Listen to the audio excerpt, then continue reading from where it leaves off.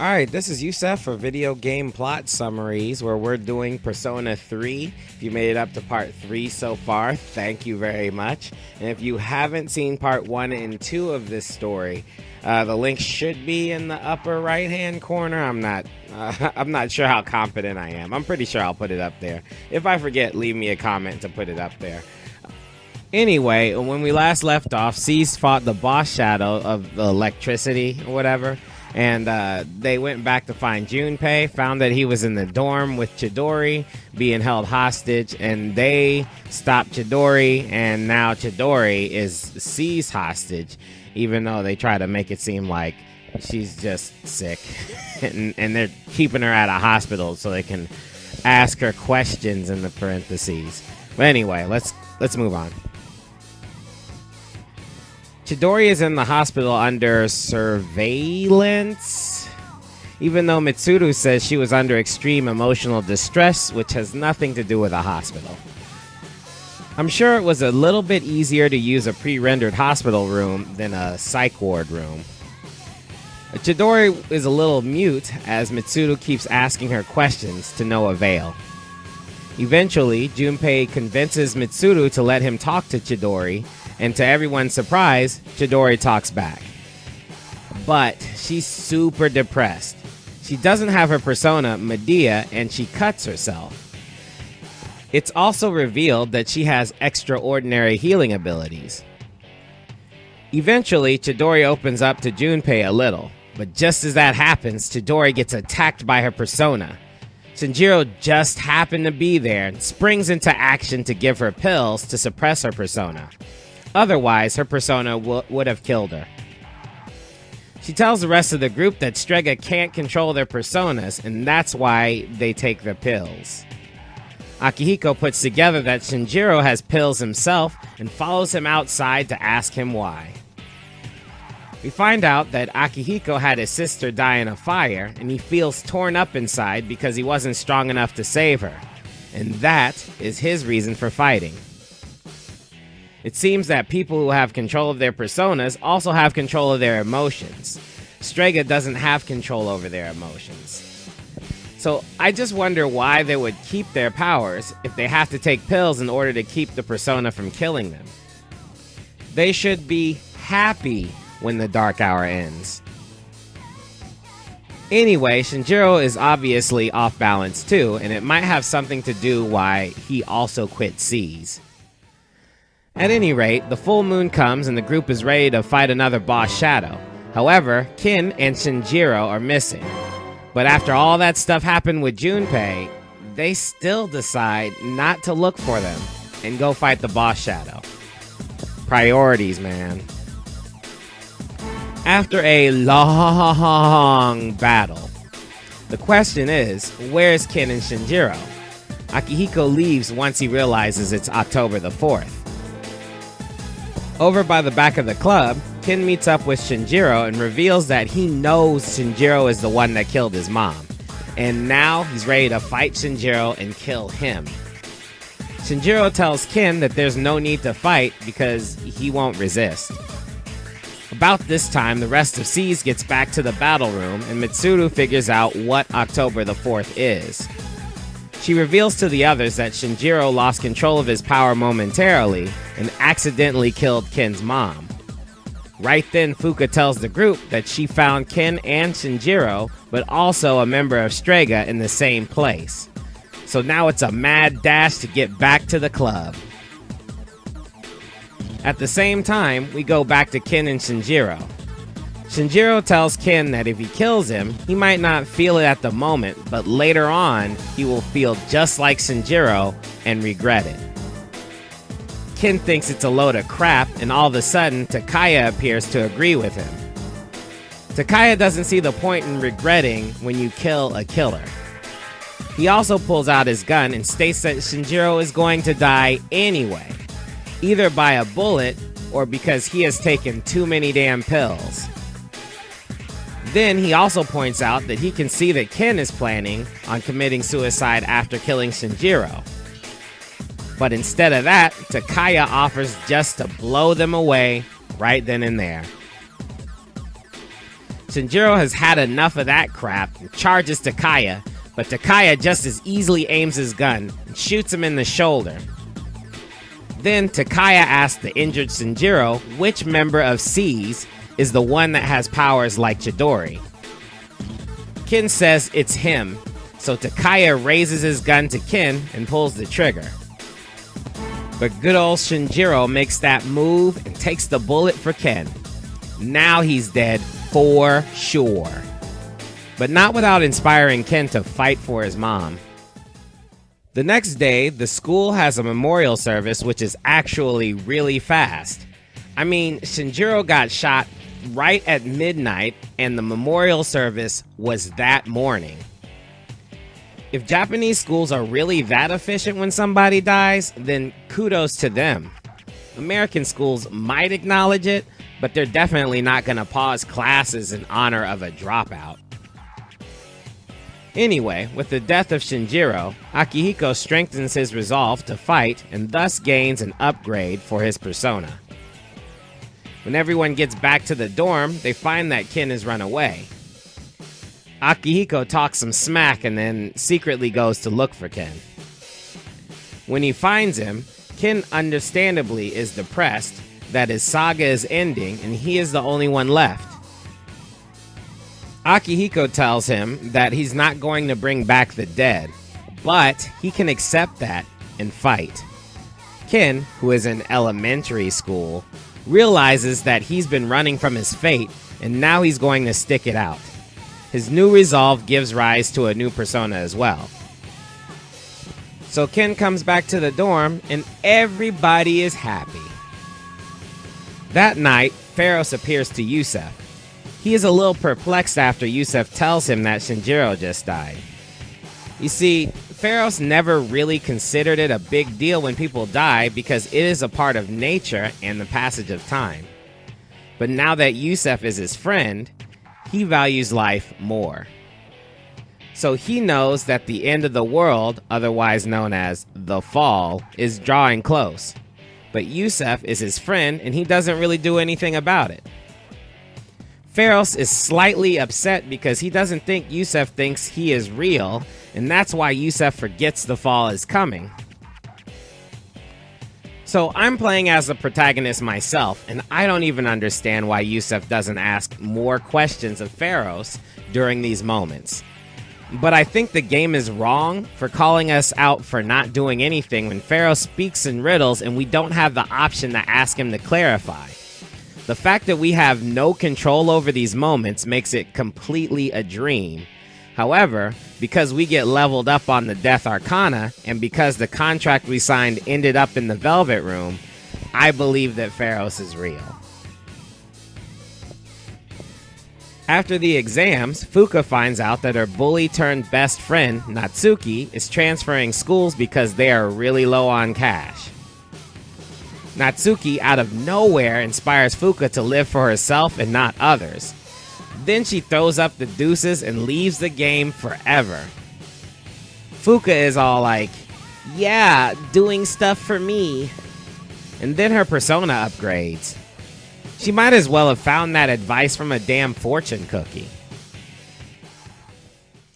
The next full moon is when C's fights the final boss shadow that will end the Dark Hour. Of course, Fuka does her normal clairvoyance scan and finds that the boss shadow is at the Moonlight Bridge. But also, Takaya and Jin from Strega are there as well. Yusef and C's head out, and sure enough, Strega is standing at that bridge. Takaya reiterates that people die every day without the intervention of shadows, so it is unnecessary for C's to destroy this last boss shadow and end everyone's power. Of course, that last plea is useless, and C's steamrolls right through him. Jin reveals to C's that Strega has to force their personas out, unlike C's, who has to shoot themselves in the face with an evoker. But at least the personas just come out after that. Takaya has had enough. He declares that he will not live without his persona and turns the gun on himself. Jin, however, stops him from being so rash, and then they both jump off the bridge into the river. Akihiko is all like, they chose their own fate, like they died. But did they though? Anyway, that doesn't matter now that Seize is ready to deal with the last shadow. And so they do. That's the end, right? Anyway, they head back to the dorm. The celebration is tomorrow night. So that night, Yusuf gets another visit from Pharaohs. Pharaoh says that all his memory fragments are restored, so he is not going to see Yusuf ever again. He bids farewell to Yusuf and disappears. Yusuf levels up to a final 10 on the Death Arcana. Maxing out your death skill by befriending a creepy boy in prison clothes is really unsettling. Anyway, the next evening, the members of Seize, minus Aigis and Shuji, meet up for a celebratory feast. Even Mitsuru's father, Takaharu, came through to thank everyone for resolving his family's shame. Seize will finally be disbanded at 12 midnight. Well, about that. Once it turns midnight, the dark hour comes and everyone is confused. Suddenly, a church bell starts ringing in the distance. Takeharu starts to ask where Shuji and Aigis is, and they hurry out towards the bell. Sure enough, there is Shuji and Aigis at the door of the church. What is the meaning of this? Well, Shuji reveals that he needed us to defeat the boss Shadows, not to stop the Dark Hour, but to start the fall, or the end of the world. Apparently, the Shadows were all part of one whole entity called Death. Shuji explains that Takaharu's father was trying to destroy everyone so they could start the world all over again. There are so many humans on this planet that it's lost its meaning. But there's a prophecy that says the prince will bring about the end, and after that, the prince will become king. Of course, Shuji plans on becoming that prince. At this point, Yukari asks about his father's video that says, to save the world, you have to destroy all the shadows. But Shuji doctored it. Mitsuru is about to give the engage order when Shuji orders Aigis to capture everyone. Seize didn't stand a chance. When the crew wakes up, they find that they are all bound to crosses. Now, I don't know if that is foreshadowing or irony. Seriously, Jesus sacrificed himself to erase the punishment of death for the world, right? Add allegedly to that sentence if you're not a Christian. Anyway, in this case, the death of the population is literally coming, and all these kids are the ones that will save them. It would be foreshadowing if the writers wanted us to know that these kids will become the saviors, and it would be irony if the crosses were Shuji's idea of a joke because Seize thought they were saving the world and then brought about the death of the whole population. Either way, it's more heavy-handed than the Infinity Gauntlet. I mean, it's one thing if Superman does the Jesus on a cross pose. It's another thing if you literally strapped people to a cross. By the way, that was a Marvel and DC reference in one paragraph. Yay for me. Anyway, the crew wakes up to see Takeharu with his hands tied in front of Shuji, asking for answers. Hey, how come they get to be Jesus and not me? Shuji tells Takeharu that the kids will be sacrifices. Takeharu tells him his philosophy of cleansing the world is wrong, and Shuji has had enough. Shuji orders Aigis to kill Takeharu. Aigis raises her gun hand to his head, but then Mitsuru tells her to stop. Upon hearing that, Aigis freezes. She can't do it. So Shuji pulls out his own gun to kill Takeharu. Takeharu gets free and pulls out his own gun. Shots fire. Then Takeharu collapses. It turns out that Shinji was shot too. He immediately orders Aigis to kill the sacrifices. Aigis turns to them and freezes because Yusef is so pretty. Look at those eyes. Anyway, she shoots off the restraints instead. Shuji pulls out a remote to make her kill the crew, but Koromaru snatches it before he can push a button. Shuji knows he is done for.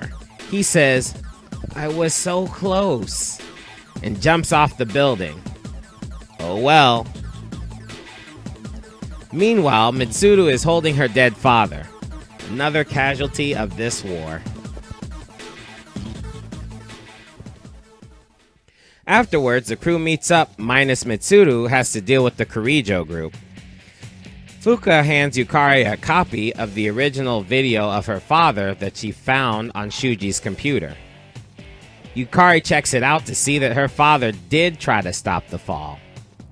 Now that Yukari knows that her father isn't a criminal, she changes her resolve to align with her father's and gets a persona upgrade. Junpei visits Chidori only to get told to leave and not come back. She says his presence is way too painful. Later, a new student named Ryoji gets transferred into school. He immediately tries to talk to Aigis, but Aigis doesn't like him at all. At any rate, they introduced Ryoji just in time for the school trip. While on the school trip, Yukari talks to Mitsuru. Mitsuru is still upset that she worked so hard to protect her father and ended up doing the opposite. Yukari slaps the mess out of her and says she's still got to finish because she still has got to fulfill her dad's final wish. Mitsuru agrees, and her resolve gives her persona an upgrade. Then they go take a bath together. There is a whole fan service filler episode that ensues. It's really cliche, but if you want to see it, here's the tag. So after the trip, Takaya and Jin, yes, they are still alive, come to pick up Chidori. Yes, she is still in the hospital for no reason. And she comes along with no struggle, but leaves her sketchbook. She says again that meeting Junpei causes her pain, and now she's afraid of dying. The next day in the dark hour, Fuka wakes up everyone to tell them Strega is outside Tartarus. But then, she says that it's only Chidori. Just then, Chidori hacks the signal and issues a challenge. Everyone looks at Junpei, but he is way more irritated and runs ahead of the others. When he gets there, he tries to reason with Chidori, but she's not having it.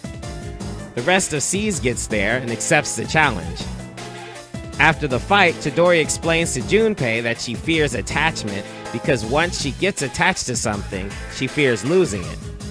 She knows that nothing lasts forever, so she would rather not start anything. Junpei hugs her, and that is Takaya and Jin's cue to come out. Takaya is disappointed because apparently one of Strega's rules is to not be attached to anything. Chidori has been poisoned by Junpei, so Takaya pulls out his gun and shoots Junpei. Before Junpei can die though, Chidori slips into his consciousness. She explains to him that the moment she met Junpei, she knew when she was gonna die. That was really depressing for her because she knew she wasn't going to be able to be with Junpei forever. Man, she's got great powers, healing, clairvoyance, and the ability to tell the future. And all outside of the dark hour. No one else in this story has anything close to this. They could have totally built the story around her. But anyway, she uses her healing powers to bring Junpei back to life. Yay! But then she dies instead. Boo. To be real, Chidori was crazy as cat shit. There was absolutely no way Junpei was going to have a happy life with a doll that can tell the future and is depressed because she loves him. Those sorts of relationships are a pain. The more valuable you are, the more the person pushes you away. Let the party begin. Anyway, Takaya of course thinks that death is meaningless and says it out loud. That makes Junpei go all aggro and also upgrades his persona.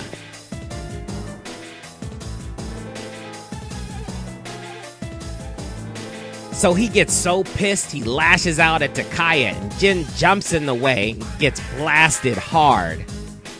Takaya is about to retaliate, but Jin grabs Takaya again and reminds him of the mission. Takaya agrees and says, I got better stuff to do. You guys can't stop the Dark Hour anyway. But we will finish this.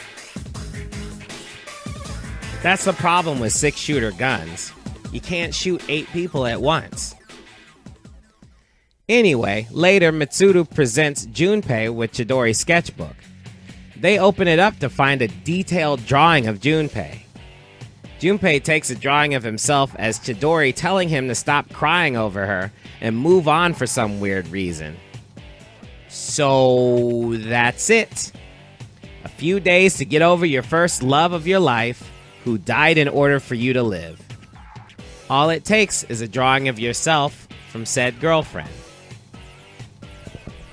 And with that, we'll go ahead and stop and finish it up on the next part. What do you guys think so far? I mean, we're getting really close to the end, so I'm kind of excited, you know. I already know how it ends, not like, you know. But I do like watching these myself, and I do want to see the ending of this because I'm gonna have to admit the ending after you play the game for so damn long, like I played over 100 hours for sure. After that, like seeing the ending is like supremely satisfying to a point anyway. What do you guys think of Persona 3? And yeah, let me know what you think about this video as well. I mean, if you like it or whatever, hit a thumbs up. And if you want to give me some pointers or comments or whatever, just tell me. Or you can tell me I suck or whatever. But leave something. That'd be nice. Anyway, until the next time, peace.